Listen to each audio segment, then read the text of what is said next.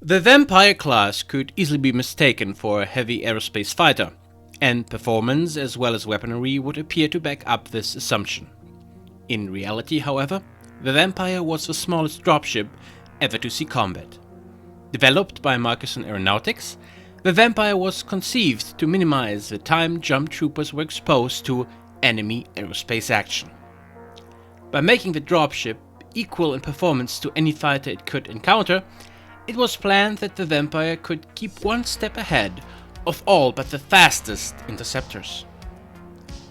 The Vampire featured a single infantry bay, capable of carrying 3 platoons of jump infantry in highly cramped conditions. For this reason, the troops assigned to a Vampire normally traveled on other ships, only transferring to the craft for the actual ground assault. The infantry bay was linked to 4 special drop hatches along the Vampire's ventral surface, allowing the craft to continue on after dispatching the troops. Focused towards its high-speed infantry carrier role, the Vampire carried a meager weapons loadout. More akin to aerospace fighters it superficially resembled.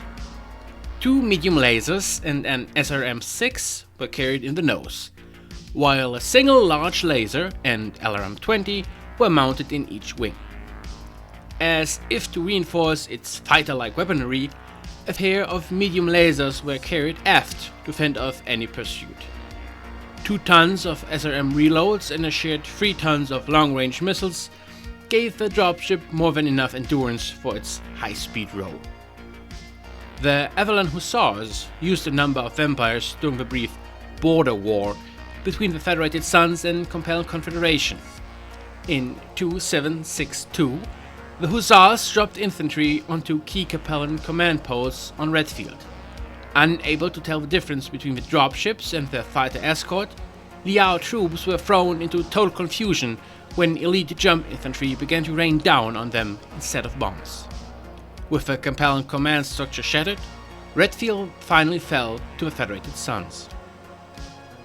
While highly effective in its role, the Vampire's high performance came at a cost: its engines. The powerful high-performance Donovan XF111 drive system had a relative short lifespan and soaked considerable resources in maintenance compared to other propulsion units. Like many advanced designs that required a steady supply of spare parts to remain in operation, the destruction of the Markesan Aeronautics manufacturing facilities during the Draconis Combine's First Succession War, thrust towards New Avalon, efficiently doomed the few Vampires that survived the fighting.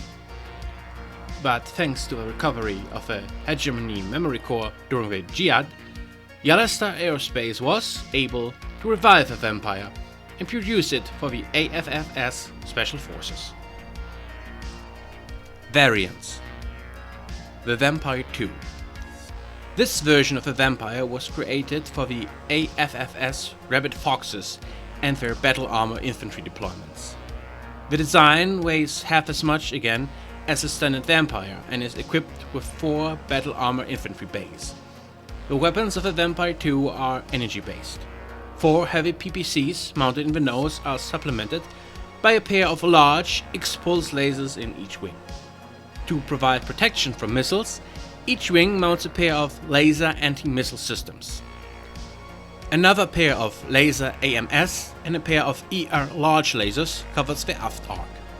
A small control center located beneath the cockpit is equipped with 8 tons of communications equipment. The Vampire III. This Vampire variant is protected by heavy ferroaluminum armor, has several battle armor bays, and uses more advanced missile and laser systems. Double heatsinks are also installed.